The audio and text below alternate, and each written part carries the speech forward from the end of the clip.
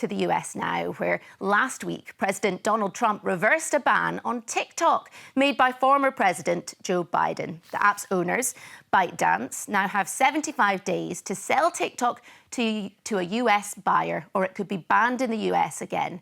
You've sent us your questions about what's happening now with TikTok, and BBC cyber correspondent Joe Tidy has answered. Check this out. Hi Newsround, it's Joe Tidy here, the BBC cyber correspondent, and I'm here to answer some of your questions about TikTok. Swifty Chicken asks, why has Donald Trump lifted the ban on TikTok? Very good question. The answer is because he now likes TikTok. He says that he is a fan of the app.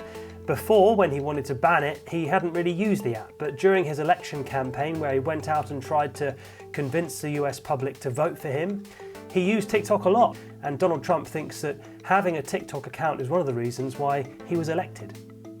KazFan59 asks, why did Joe Biden ban it in the first place? Good question.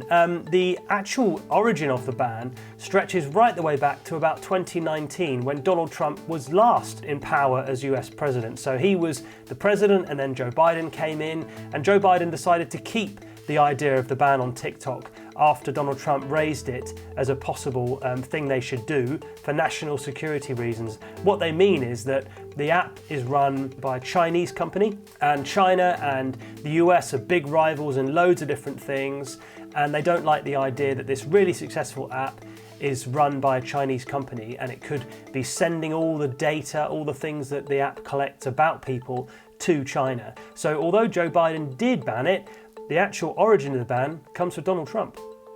Sinead24 asks, if it gets banned in America, will the UK get banned next? I think probably yes. I've been speaking to some experts who say that in these kind of situations where a big, powerful, influential country like the US decides that an app or a tech company is bad, quite often the rest of the world follows, particularly the Western world. So the UK is obviously a big part of the Western world, and then Europe as well. We've seen it happen lots of different times with other apps and other technologies. Although the UK says they've got no plans to ban it, what we've seen historically is the fact that yes, the UK probably will follow.